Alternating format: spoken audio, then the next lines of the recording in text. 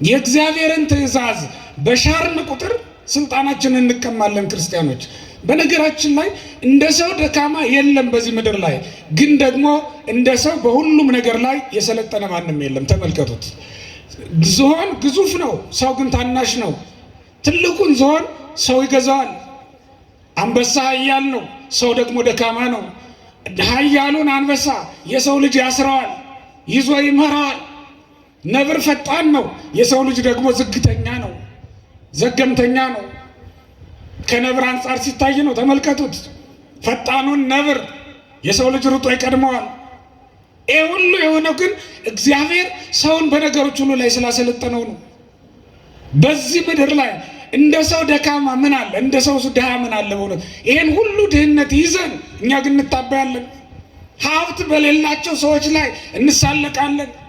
ድሃ ከካም ብለን እንሳደባለን። ምንም አንለዋለን። ግን እንደ ሰው ድሃ አለ? ራቁቱን የተወለደ ወይም ራቁቱን የሚወለድ እኮ ሰው ብቻ ነው። ታውቃላችሁ? ሌላው ሁሉ ልብሱን ለብሶ ነው የሚመጣው።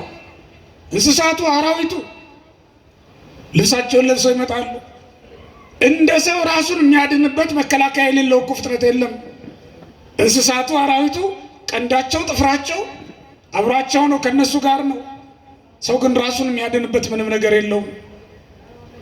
ስለዚህ እንደ ሰው ድሃ አለ? እንደ ክርስቲያኖች ተሰውረን እንበላለን፣ ተገልጠን ደግሞ እንጾማለን። ተሰውረን እንተኛለን፣ ተገልጠን ደግሞ እንጸለያለን። ተሰውረን ኃጢአት እንሰራለን፣ ተገልጠን ወደ ቤተ እግዚአብሔር እንመጣለን። ተሰውረን እናመነዝራለን፣ ተገልጠን እንደ ድንግል እንታያለን።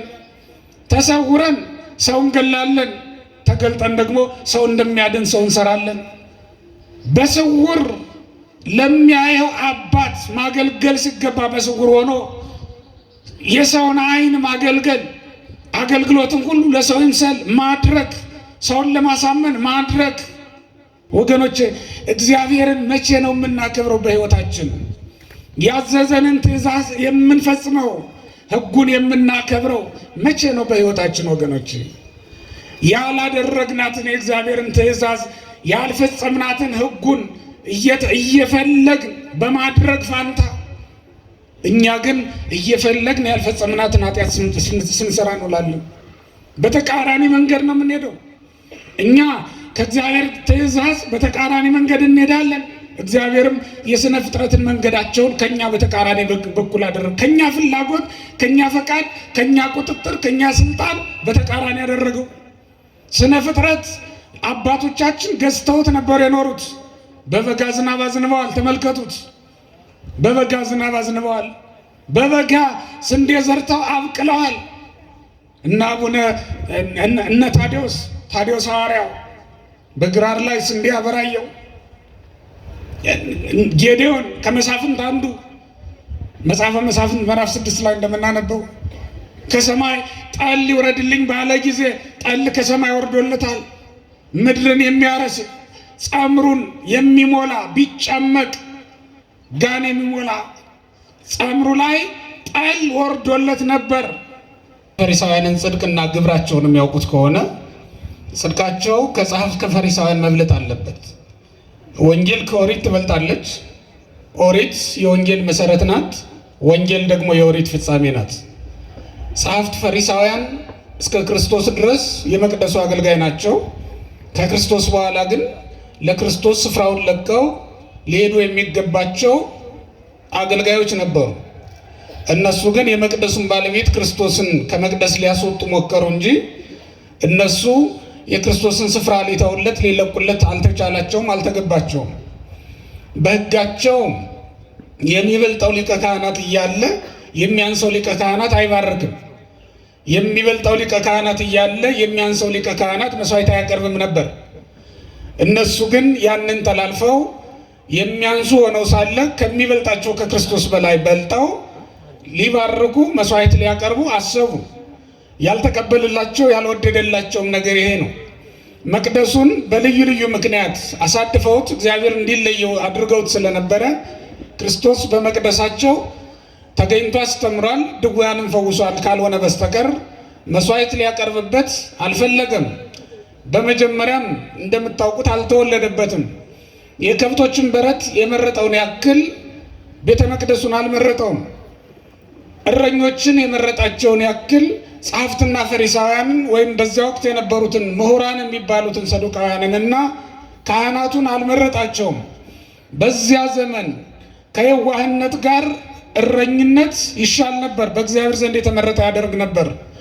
ከተንኮል ጋር ካህንነት ከመያዝ ከየዋህነት ጋር እረኝነት ይበልጣል ማለት ነው። ምክንያቱም እግዚአብሔር የዋሃን እረኞችን ሲመርጥ አዋቆች ካህናትን በክፋት ይኖሩ የነበሩ ትዕቢተኞች ካህናትን አልመረጣቸውምና ነው።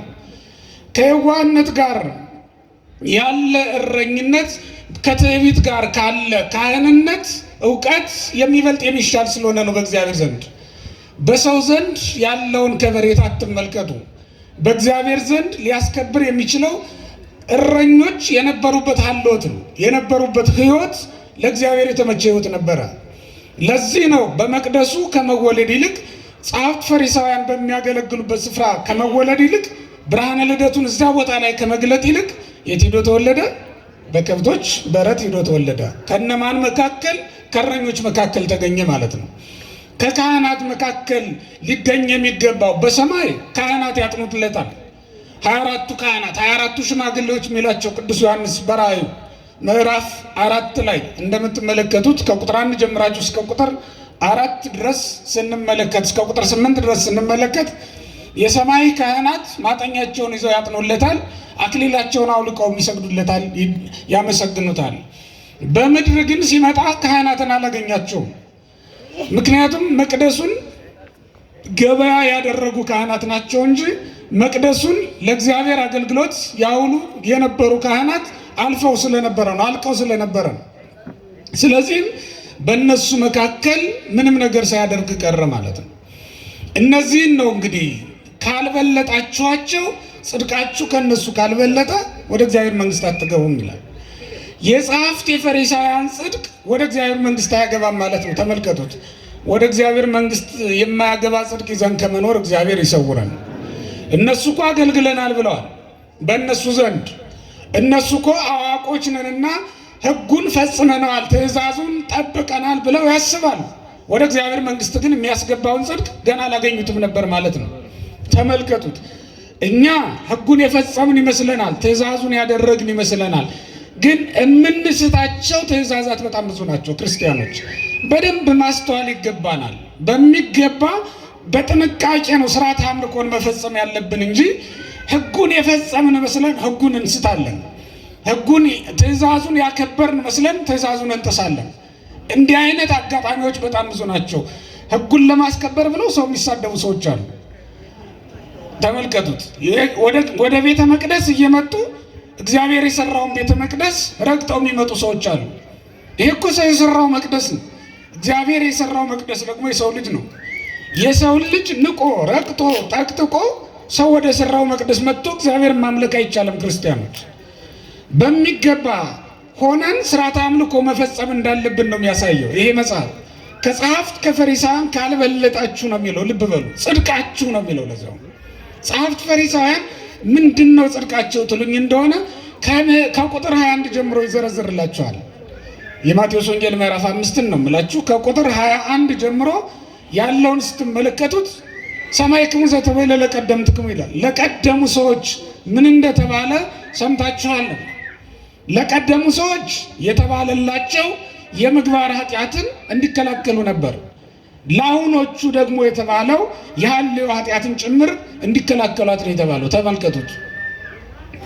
አዘዞሙ ከመ ይግበሩ ግብረ ኃጢአት፣ በትርጓሜ ወንጌል ላይ እንደተቀመጠው የኃጢአት ስራን እንዳይሰሩ አዘዛቸው ሙሴ። ለምን? ሙሴ የውጩን እንጂ የውስጡን ስርዓት ስላልሰራላቸው ነው። ሙሴ እንደ እግዚአብሔር ልብን የሚመረምር ኩላሊትን የሚፈትን ስላልነበረ ነው። ስለዚህ ሙሴ የሚታየውን ስርዓት ሰራላቸው። የማይታየውን ስርዓት ደግሞ የሚሰራው ሊቀ ካህናት ኢየሱስ ክርስቶስ አዲሱ ሙሴ መጥቶላቸዋል። እሱን ቢቀበሉና በሱ በሚያስተምራቸው መሰረት ቢሄዱ ጽድቃቸው ኢየሱስ ክርስቶስ ወደ እግዚአብሔር መንግስት የሚያስገባ ጽድቅ ብሎ የሰየመው ጽድቅ ይሆን ነበር ማለት ነው።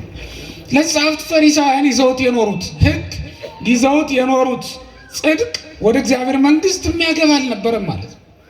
ለቀደሙ ሰዎች አትግደል ተባለ። ኢየሱስ ክርስቶስ ደግሞ የለም መግደል ብቻ አይደለም እንዳታስበው፣ እንደውም በወንድም ላይ በከንቱ እንዳትቆጣ አለ። ኢየሱስ ክርስቶስ ኃጢአትን ከስሯ ስለመንቀል ያስተምረናል ይላል ትርጓሜ ወንጌል። ሙሴ ደግሞ ዛፉን ቅርንጫፉን ከነፍሬው ስለመቁረጥ ያስተምረናል ይላል። የዛፍ ስር አለው እንደምታውቁት፣ ከዚያ ደግሞ ግንድና ቅርንጫፍ አለ። የኃጢአትም ስር ግንድና ቅርንጫፍ አላት። ተመልከቱት። የዛፍ ስር እንዳለው ሁሉ ግንድ እንዳለው ሁሉ ቅርንጫፍ እንዳለው ሁሉ ኃጢአትም ሶስት ወገን ናት። በሶስት ወገን ትፈጸማለች ማለት ነው። ዛፍ ሶስት ወገን አለው ብያቸዋለሁ አይደል? ምን አልኳችሁ? ንገሩኝ አንድ ላይ። ስር፣ ግንድ እና ቅርንጫፍ አለው። ተመልከቱት። ይሄ ሁሉ አንድ ላይ ሆኖ ምን ይባላል? አንድ ግንድ ነው አይደል? ወይም አንድ ዛፍ ነው የሚባለው። ስሩ የጸና እንደሆነ ግንዱ ይቆማል። ግንዱ የቆመ እንደሆነ ቅርንጫፉ ፍሬ ይሰጣል ማለት ነው። ከዛ በኋላ ራሱን እያባዛ ነው የሚሄደው፣ አይጠፋም ዘሩ ማለት ነው በምድር ላይ። ኃጢአትም ልክ እንደዚያ ናት። የኃጢአት ስር አላት፣ እሱም ሀሌዮ ይባላል። ምን ይባላል አልኳችሁ? ሀሌዮ ይባላል። እሱ ምን ሆነው? ለኃጢአት ምን ሆነው? ስር ነው። ለኃጢአት ግንድ ደግሞ አላት፣ እሱም ነቢብ ይባላል ወይም መናገር ይባላል። ምን ይባላል አልኳችሁ? ነቢብ ወይም መናገር ይባላል ማለት ነው። ለኃጢአት ቅርንጫፍ አላት፣ እሱም ደግሞ ገቢር ይባላል ወይም ማድረግ ማለት ነው። ምን ይባላል አልኳችሁ? ገቢር ወይም ማድረግ ይባላል። ስለዚህ ኃጢአት ስንት ወገን ሆነች ማለት ነው? ሶስት ወገን። ልክ እንደ ዛፉ ፊታችሁ ላይ እንደምትመለከቱት ዛፍ ወይም አጠገባችሁ በጀርባችሁም እንዳለው ዛፍ ማለት ነው።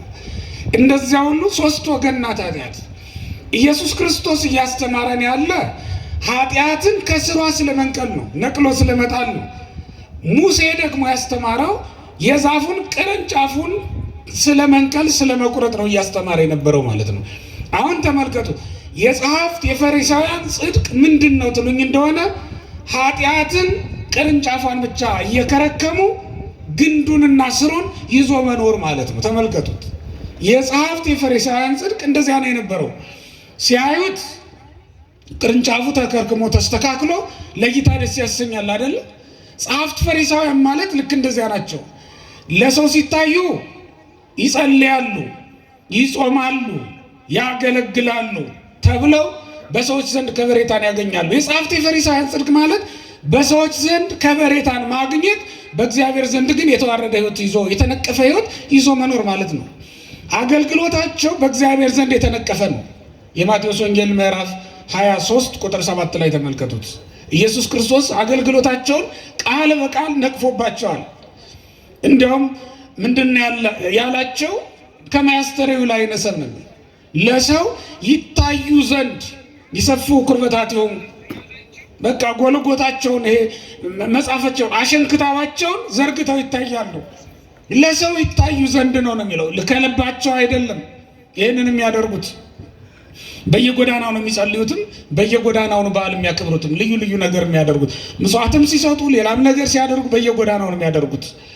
ከነዚህ የበለጠ ጽድቅ የክርስቲያን ጽድቅ ከዚህ የተለየ ከዚህ የሚበልጥ መሆን እንዳለበት ነው የሚያሳየው። ልብ በሉ ክርስቲያኖች፣ አድራጎታቸው ለሰዎች የሚያደናግር ስለነበረ ሰዎች ያከብሯቸዋል። ከማይበልጎሙ ሰብ መምህራን ነው አቦ አቦ ይሏቸው ዘንድ መምህራን ይሏቸው ዘንድ ለሰው ለመታየት መስለው ለመታየት ጥረት ያደርጋሉ።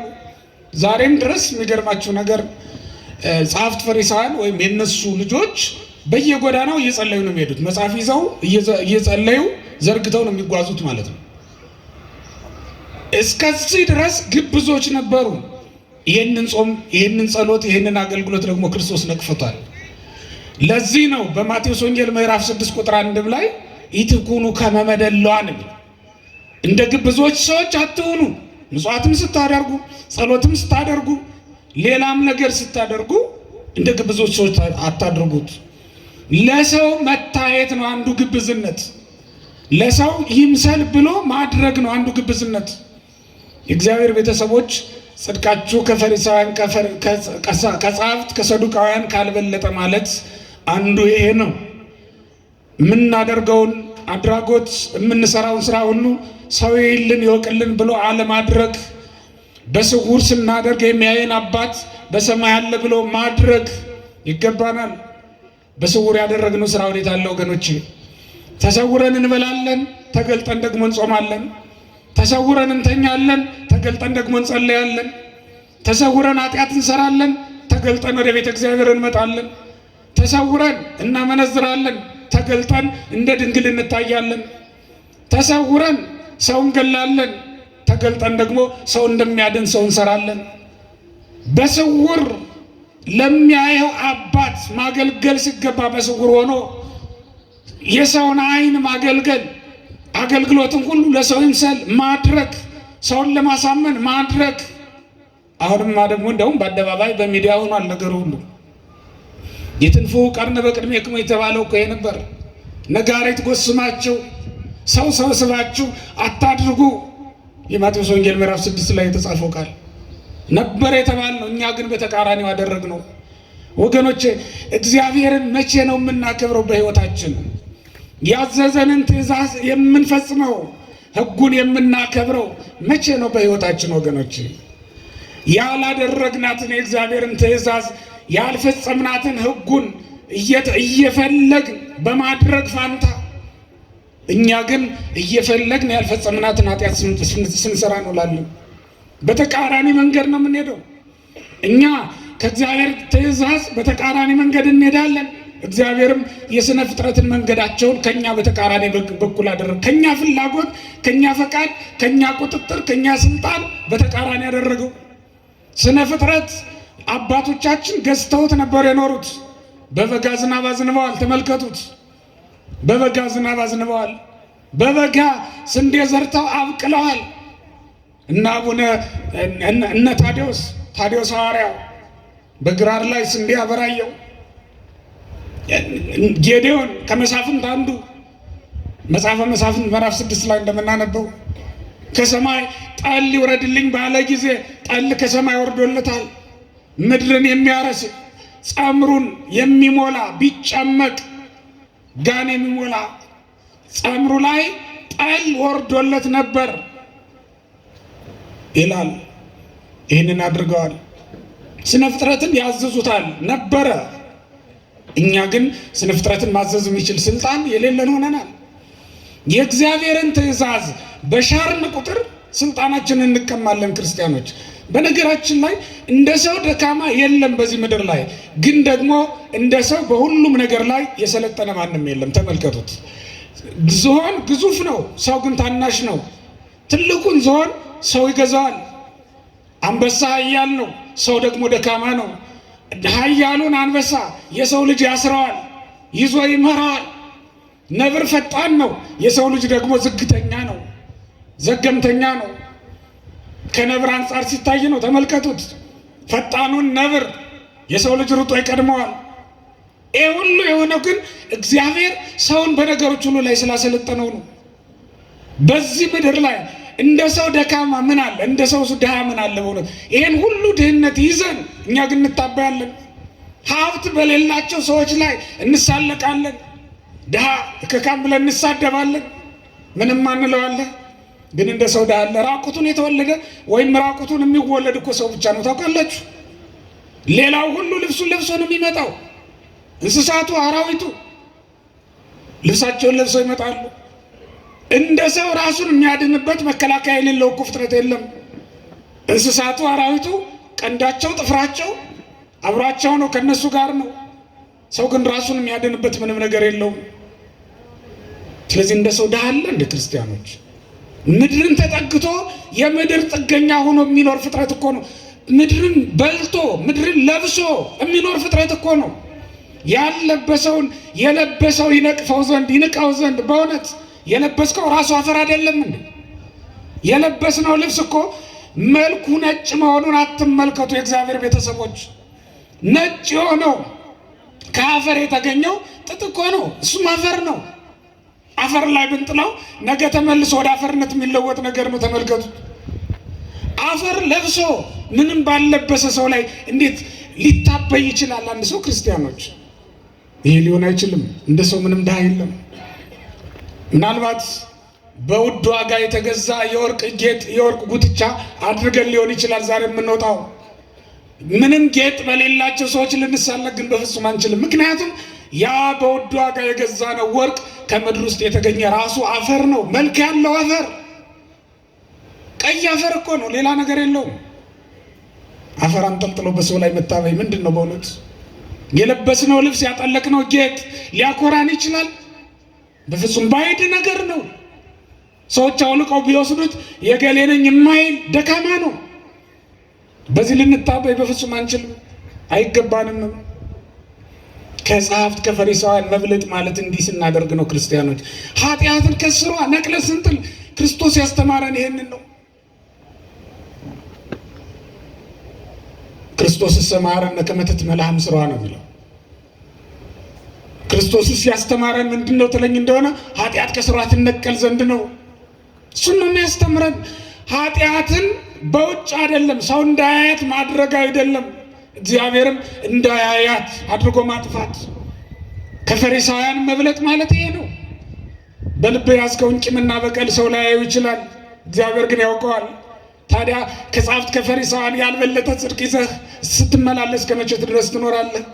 አዎ እኛ በምናየው ጻድቅ ነው ብዙ ሰው፣ እኛ በምናየው መልካም ነው፣ በጎ ነገር የሚያደርግ ነው። እኛ የምናየው ስንመጸውት ነው። መስረቁን የት እናውቃለን? እዚህ ሲመጸውት ያየ ነው። እዚያ ሄዶ አለመስረቁን በምን እናውቃለን? በምንም ልናውቅ አንችልም። እዚህ የሚመጸውት እዚያ ደግሞ የሚሰርቅ፣ እዚህ ደግሶ የሚያበላ እዚያ ደግሞ እንደገና በተዘዋዋሪ በልዩ ልዩ መንገድ የሰው ገንዘብ የሚበላ ሊሆን ይችላል። ምን እናውቃለን? ክርስቲያኖች ጽድቃችን ከጸሐፍት ከፈሪሳውያን ጽድቅ መብለጥ አለበት።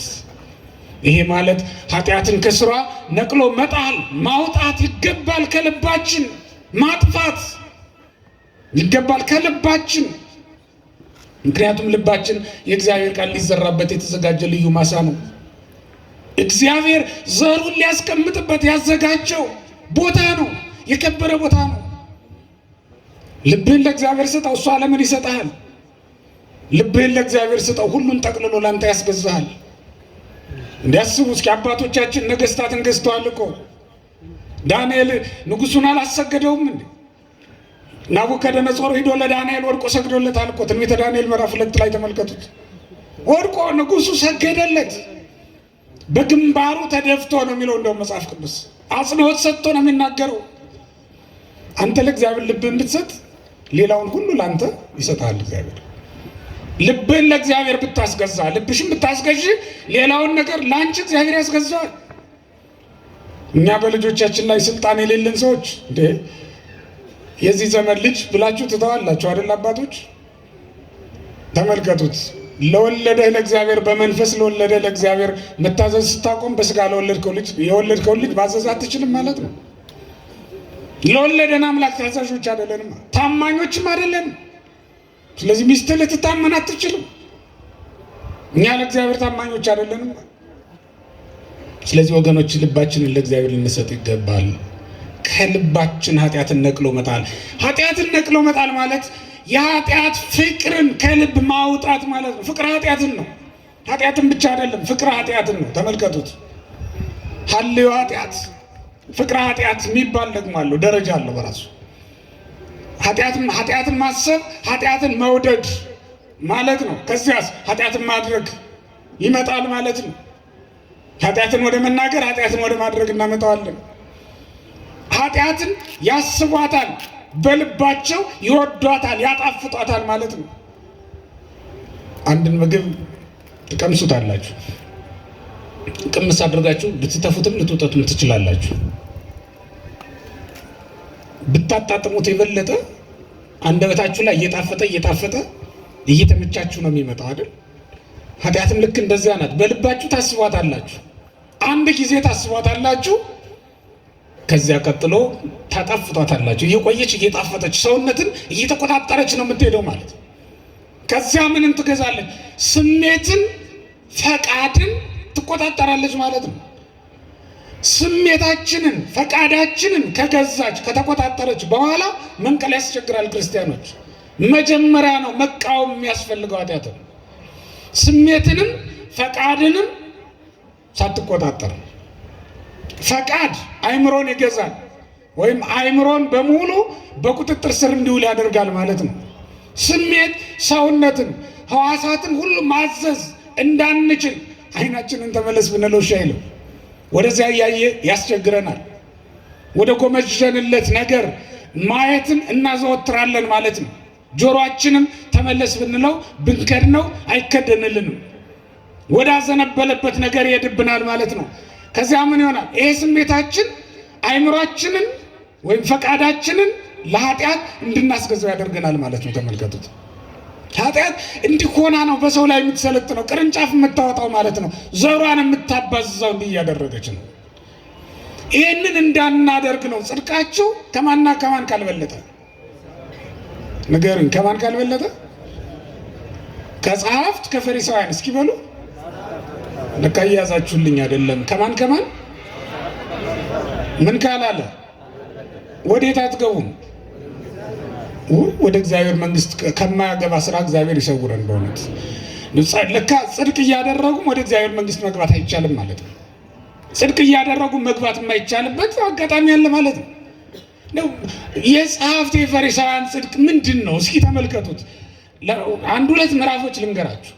የማቴዎስ ወንጌል ምዕራፍ 12 ከቁጥር 1 ጀምራችሁ ተመልከቱ። አምላካችን ኢየሱስ ክርስቶስ በሰንበት በእርሻ መካከል እየሄደ ነበር። በምን መካከል ነው ያልኳችሁ?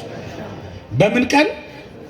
በሰንበት ቀን በእርሻ መካከል እያለፈ ነበር። ዋርዳይሁስ አሐዙ ይምሃው ሰዊተው ይብሉ። ደቀ መዛሙርቱ እርቧቸው ስለነበረ እሸት እየቆረጡ መብላት ጀመሩ ይላል። አሐዙ ይምሃው ሰዊተው እየቆረጡ መብላት ጀመሩ።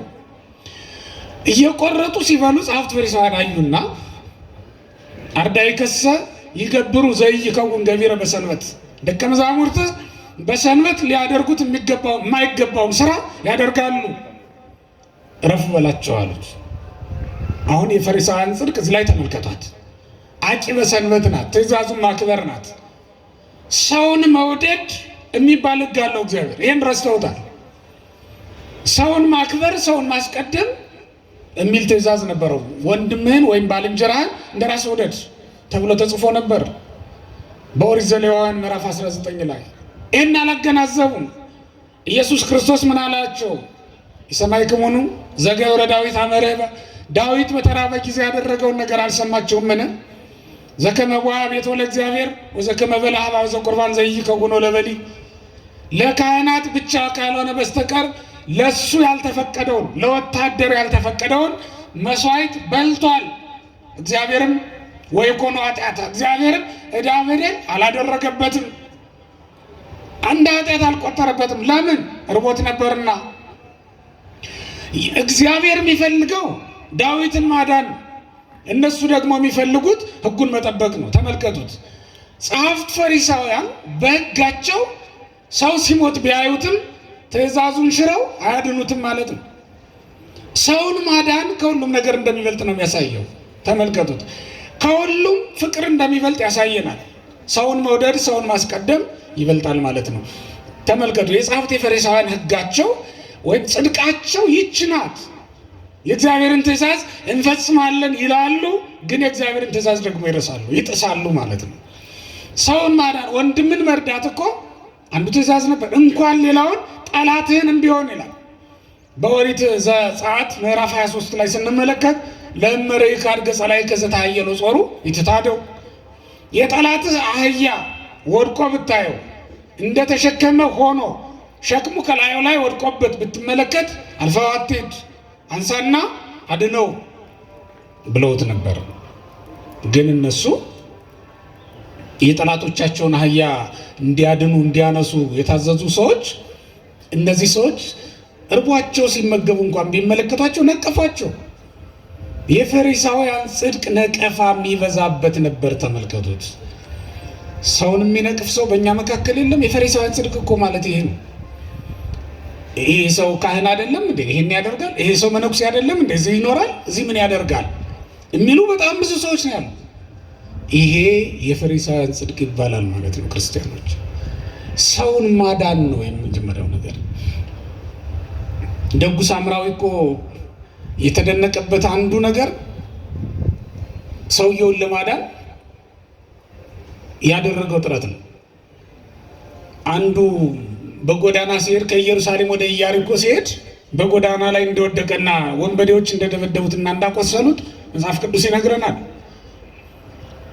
ከካህናት ወገን አንዳንዶቹ አዩት። በዚያ ጎዳና ሲያልፉ ካህናት በዚያ ለአገልግሎት ወደ ኢየሩሳሌም ሲያቀኑ አዩት። አገልግሎት እንዳይረፍድባቸው ሲፋጠኑ ጥለውት ሄዱ። ወተሃዮ አለፈ ይላል። ወተሃዮ አለፈ ሆረ አይቶ ዝም ብሎ ችላ ብሎት ሄደ። ለምን? እሱ ቤተ መቅደሱን ሊያገለግል እንጂ የተመደበ ሰውን ሊያገለግል አይደለም። ሰውን ማገልገል እግዚአብሔርን ማገልገል እንደሆነ አያውቁም። እዚያ በመቅደስ የሚያገለግለው እግዚአብሔር ይህን ሰውዬ በማገልገሉ እንደሚደሰትበት አያውቅም። ይሄ ሳምራዊ ግን ሲመጣ አየውና ሌዋዊውም አልፎት ቤድ ካህኑም አልፎት ቤድ ሌዋዊው ግን ማነው ሳምራዊው ግን አየውና ወረዮ ምህሮ ነው ራራለት፣ አዘነለት። አንሶ ጻን ወዲ ባድጉ አንስቶ ባያው ጫነው፣ በዘይቱ ማፈሰሰለት። ቁስሉ ላይ ዘይቱን አፈሰሰበት። ዘይት በባህሪው ቁስል ያደርቃል ወይም ጠፈፍ ያደርጋልና እየተፈረቃ እየነቃ እንዳይደማበት እንዳይቆስልበት ዘይቱን አፈሰሰበት። ከዛም ወደ አቃቤ ሥራይ ደግሞ ወሰደው፣ ወደ ባለ መድኃኒት ይላል መጽሐፍ ቅዱስ የሚነግረን እውነት ይሄ ነው። ሰውን ማዳን ከሁሉም ነገር ይቀድማል ማለት ነው። ወገኖች ባልንጀሮቻችንን እንጠላለን፣ እግዚአብሔርን ደግሞ እንወዳለን። ከባልንጀሮቻችን እንሸሻለን፣ ወደ እግዚአብሔር ደግሞ እንቀርባለን። እውነት ነው፣ ልንሸሻው የሚገባ መሸሽ አለ፣ ልንሸሻው የሚገባ ህብረት አለ። ግን ደግሞ ከሰው ርቆ ሰውን ጠልቶ እግዚአብሔርን መውደድ እንዴት ይቻላል ወገኖቼ? እንደዚህ አይደለም። መጽሐፍ የሚለው በባልንጀራችን በኩል በሰዎች በኩል እግዚአብሔርን ልናገኘው እንደምንችል ነው የሚያሳየን። ሰውን መውደድ እግዚአብሔርን የመውደድ መገለጫ ነው። ሰውን ማገልገል እግዚአብሔርን የማገልገል ምልክት ነው። ክርስቲያኖች ሰውን መውደዳችን ወዴት አለ? እግዚአብሔርን መውደዳችን ወንድሞቻችንን በመውደድ መረጋገጥ አለበት። ይህን ቤተ ክርስቲያን ስታነጥፉት ስትጋረዱ ድሆችንም እንዳትረሱ። ይህን ቤተ ክርስቲያን ለመሳለም ታቦቱን ለማክበር ወደዚህ ስትገሰግሱ ሰውን እንዳትረግጡ፣ በሰው ላይ እንዳትረማመዱ ተጠንቀቁ። እግዚአብሔር በሰዎች ልብ ውስጥም አለ። እዚህ መቅደስ ውስጥ ብቻ አይደለም። ምናልባትም ከረግጣችኋቸው ከናቃችኋቸው ሰዎች መካከል አንዱ የእግዚአብሔር ቤተ መቅደስ ሊሆን ይችላል። የምናውቀው ነገር የለም። የነቀፋችሁት፣ የረገጣችሁት፣ የተዋችሁት፣ የናቃችሁት የእግዚአብሔርን ቤተ መቅደስ ሊሆን ይችላል። መቅደሱን ንቆ መቅደሱን ማክበር ይቻላል እንዴ ወገኖች? እንደዚያ እኮ የለም። እግዚአብሔር አይደል እንዴ ያንን ሰው ነፍስና ስጋውን አዋህዶ የፈጠረው? እግዚአብሔር አይደል እንዴ በደሙ ያዳነው የፈወሰው? ዋጋ የተከፈለለትን ያንን ሰው መናቅ በፍጹም አይገባም። የፈሪሳውያን ጽድቅ እንደዚህ አይነት ነበረ። ሰውን ይንቃሉ፣ ሕገ እግዚአብሔር ግን እንጠብቃለን ይላሉ። የፈሪሳውያን ጽድቅ ሄዶ ይሄ ወደ እግዚአብሔር መንግሥት አያገባም። ጌታችን መድኃኒታችን ኢየሱስ ክርስቶስ የነገራቸው ነገር ይሄ ነበር። ሌላው የጸሐፍት የፈሪሳውያን ሕግ ደግሞ ጽድቃቸው የውጩን መጠበቅ የውስጡን ግን መሻር ነበር። በማቴዎስ ወንጌል ምዕራፍ 15 ቁጥር 1 ላይ ተመልከቱት። ጌታ በሚያስተምርበት ስፍራ ላይ መጥተው ጸሐፍት ፈሪሳውያን አንድ ጥያቄ ጠየቁ። ለምን ትታደው አርዳኢክ ትእዛዘ ረበናት? የመምህራኑን ሕግ ደቀ መዛሙርት ይሽራሉ። እስመ ይታጸቡ እደዊሆሙ ሶበ ይበልዑ ኅብስተ፣ እንጀራ ሲበሉ እጃቸውን አይታጠቡምና ብለው ጠየቁት። አንትሙኒ ትታደው ትእዛዘ እግዚአብሔር በእንተ ሥርዓትክሙ፣ እናንተም እኮ ትእዛዘ እግዚአብሔርን ትጥሳላችሁ። እግዚአብሔር ያለው እናትና አባትን አክብር ነበር። እናንተ ግን እናትና አባቱን እንዳያከብር ሰውን ታስተምራላችሁ ስለ ሕጋችሁ ብላችሁ አላቸው። ይህም የሚያሳየን የውጩን ያጠራሉ የውስጡን ግን ይተዋሉ የሚለውን ነው። የጸሐፍት የፈሪሳውያን ጽድቅ የውጩን አጥርቶ የውስጡን ግን መተው ነው። ወገኖች የውጩን ጽድቅ ብቻ እያሳየን የውጩን ብቻ እያጠራን የውስጡን ማናጠራው እስከ መቼ ድረስ ነው? ሰው በሚያውቀው አይደለም ጻድቅ መሆን የሚጠበቅብን። ማን በሚያውቀው ነው? እግዚአብሔር ባወቀ ነው ጻድቅ መሆን ያለብን። ሰው የሚያውቀውን ጽድቅ አይደለም እግዚአብሔር ቆጥሮ የሰው ምስክርነት ተቀብሎ አይደለም መንግስቱን የሚያወርሰው፣ ራሱ የሚያውቀውን ነው። በማቴዎስ ወንጌል ምዕራፍ 25 ላይ እንደምንመለከተው ቁጥር 34 ላይ ጌታ ወደ መንግስቴ ኑ፣ ወደ አባቴ የአባቴ ቡሩካን ወደ እኔ ኑ ያላቸው ሰዎች እኮ ራሱ በሚያውቀው ጽድቅን የሰሩ ናቸው። እንኳን ሌላው ሰው እነሱ ያስታውሱትም ያደረጉትን ጽድቅ። ጻድቅ እንደዚያ ነው። እንኳን ለሌላው ራሱም እንኳን አያስታውሰውም ጽድቁን ያደረጋትን በጎ ስራ እንኳን ሌላው ሰው እንዲያስታውስለት ይቅርና ራሱም አያስታውሳትም። ለዚህ ነው ጻድቃን ምን አሉ? መቼ ተርበህ አይተንህ አበላንህ። እስኪ በሉቴን ቃል ተመልከቱ። ጻድቃን ነዳያንን ሲያበሉ ነው የኖሩት። ክርስቶስን ተስፋ አድርገው ምጽዋት ሲሰጡ ነው የኖሩት። ግን እነሱም ያችን መልሰው አያስታውሷትም። አንድ ጊዜ ለእግዚአብሔር ሰጥተዋል። ለእግዚአብሔር ዘንድ ያለውን ገንዘባችንን ያለውን ጽድቃችንን ማስታወስ እኮ ሰው እንዲያስታውስልንም እኛም እንድናስታውሰው አይገባም? ክርስቲያኖች በቃ አንድ ጊዜ እግዚአብሔር አይቶታል። ማን ይቶታል? ማን ይዞታል? እግዚአብሔር ይዞታል። በእግዚአብሔር እጅ ያስቀምጠነዋል፣ አይወድቅም። በየቀኑ ማሰብ አይጠበቅብንም። አንዳንድ ሰዎች እንዲያውም ሌላ ሰው እንዲያሳስባላቸው እንዲናገርላቸው የሚያሳስቡ ሰዎች አሉ። የፈሪሳውያን ጽድቅ ማለት ይሄ ነው። ክርስቲያኖች ገዳም ሄደው የሰሩትን፣ እዚያም ደብረ ሄደው ያነጹትን፣ እዚያም ደብረ ሄደው ምንጣፍ የሰጡትን፣ እዚያም ሄደው ደግሞ ለነዳያን ያበሉትን እንደው እንዲነገርላቸው ይፈልጋሉ። በመጽሐፍ እንዲጻፍላቸው ይፈልጋሉ። በቃ ሰዎች ከቻላችሁ እናንተም አታስቡት ጽድቃችሁን፣ ይልቁንም ኃጢአታችሁን እያሰባችሁ አልቅሱ። ጻድቅ ሰው ማለት ኃጢአቱን እያሰበ የሚያለቅስ ነው እንጂ ያደረጋትን ጽድቅ እያሰበ የሚኩራራ ሰው አይደለም። ጽድቁን የሚያስብ ሰው ጻድቅ አይደለም። እግዚአብሔርን በየትኛው ጽድቃችን ባለዕዳ ልናደርገው እንችላለን? እግዚአብሔርን ባለዕዳ የሚያደርግ ጽድቅ ያለው ሰው አለ እንዴ ከኛ መካከል? በእሳት ከተቃጠሉ ሰማዕታት፣ በእሳት ከነደዱ፣ በሰይፍ ከተጎማመዱ ሰማዕታት መካከል እግዚአብሔርን በደሙ ጠብታ በአጥንቱ ስባሪ ምክንያት ተካሶ መንግስቱን መቀበል የሚችላል እንዴ?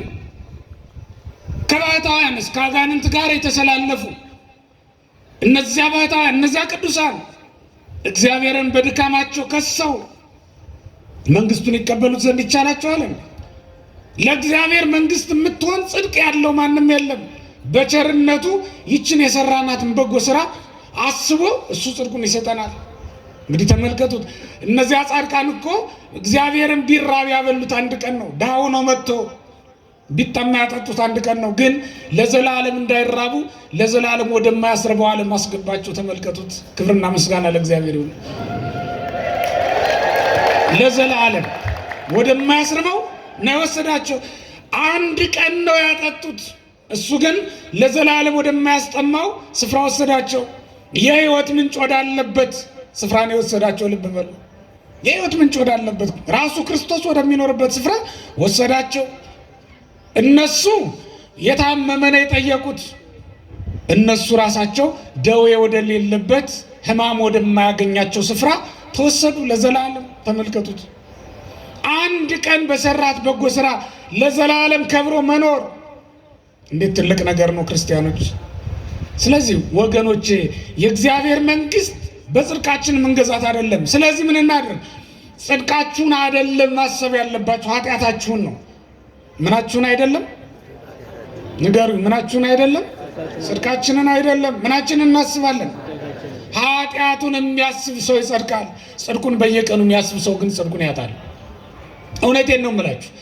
ማንም ጽድቁን ቢያስባት ቢደረድራት በየቀኑ ቢስላት ቢጽፋት በእግዚአብሔር ዘንድ እግዚአብሔርን ባለዕዳ አድርጎ ዋጋ መቀበል የሚያስችል ጽድቅ ለማንም የለውም። በቸርነቱ ነው መንግስቱን የሚያወርሰን። ምክንያቱም ከምንቀበለው ዋጋ አንጻር የኛ ጽድቅ ምንም ስላይደለች ነው። የመጸወት ነው ምጽዋት እንኳን በሰማይ በምድር ቤት ይገዛል። ያወጣነው አስራት በእውነት እንኳን አስራቱን ሙሉን አውጥተን ዘንድሮ ቤት መግዛት ተችሏል እንዴ? ባለን ገንዘብ ተችሏል? አንድ ወር ብቻ እኮ ነው የምታቆየው የኛ ደሞዝ። አንድ ሰው ቤት ውስጥ ገብተን አንድ ወር ብቻ ነው መቆየት የምትችለው አይደል? በአንድ ወር ደሞዝ ስለዚህ ቤት እንኳን በምድር እንኳን ቤት መግዛት አይችልም እንኳን በሰማይ። እግዚአብሔር ግን በጽዋ ውሃ መንግስቱን ያወርሳል። ይህንን ያደረገው ቸርነቱ ነው። ስለዚህ ጽድቃችን እንደ ፈሪሳውያን ቆጥረን ሰፍረን የምንይዘው አይደለም። በተለይ ደግሞ የውጩን እያነጻን ሰው የሚያየውን ነገር እያሳመር ሰው የማያየውን ደግሞ እያቆሸሽ ልስን መቃብሮች አስመሳዮች ሆነን እስከ መቼ ድረስ እንቀጥላለን? በእውነት እስከ መቼ ድረስ እንቀጥላለን? ጽድቅ የሚመስል ኃጢአት እያደረግን እስከ መቼ ድረስ እንቀጥላለን? ጻድቅ የሚመስል ኃጢአተኛ ሰውነት ይዘን እስከ መቼ ድረስ እንቀጥላለን? ጻድቅ የሚመስል ኃጢአተኛ ሰውነት አያችሁት? ጻድቅ የሚመስል አንደበት ይዘን ሚስቱን በአንደበቱ የሚለበልባት የሚገርፋት ሆኖ ሳለ እዚህ ሲመጣ ግን እንደው አንደበቱ እኮ አይሰማም የሚባል ይሆናል። ይሄ የፈሪሳውያን ምግባር ነው፣ የፈሪሳውያን በጎ ስራ ነው። ስለዚህ የተወደዳችሁ እግዚአብሔር ቤተሰቦች እግዚአብሔር እንዳዘዘ እግዚአብሔር እንደፈቀደ ጽድቃችን ከፈሪሳውያንና ከጸሐፍት ካልበለጠ ወደ እግዚአብሔር መንግስት መግባት በእውኑ አይቻልም። ወደ እግዚአብሔር መንግስት መግባት በእውኑ አይቻልም። ስለዚህ ወደ እግዚአብሔር መንግስት የሚያገባን ጽድቃችን ከፈሪሳውያን ሲበልጥ ነው። አስመሳዮች አንሆን። መብለጥ ማለት ይሄ ነው። ኃጢአትን ማድረግ ብቻ አይደለም፣ ማሰብን የምናቆም። ማሰብ ብቻ አይደለም፣ መውደድን ይቅርብን። የወደድናት ኃጢአት ገሃነም ታወርደናለችና ይህን ያደረግን እንደሆነ ጽድቃችን ከማንና ከማን ይበልጣል? ንገሩኝ። ከጸሐፍትና ይበልጣል። ያን ጊዜ ወደ ምን እንገባለን? ወደ ምን? ወደ መንግስቱ እንገባለን። ያስተማረን የመከረን እግዚአብሔር ስሙ ለዘላለም የተመሰገነ ይሁን። መመኪያ ያንተ ነህ የነፍሴ መዳኛ፣ መመኪያ ያንተ ነህ የነፍሴ መዳኛ። ተመልከት ወደ እኔ አትስጠኝ ለዳኛ። ተመልከት ወደ እኔ አትስጠኝ ለዳኛ። ሕይወቴ ላንተ ሕይወቴ ላንተ ብያለሁ አምላኬ የኔ ጌታ የታገኘሃለሁ።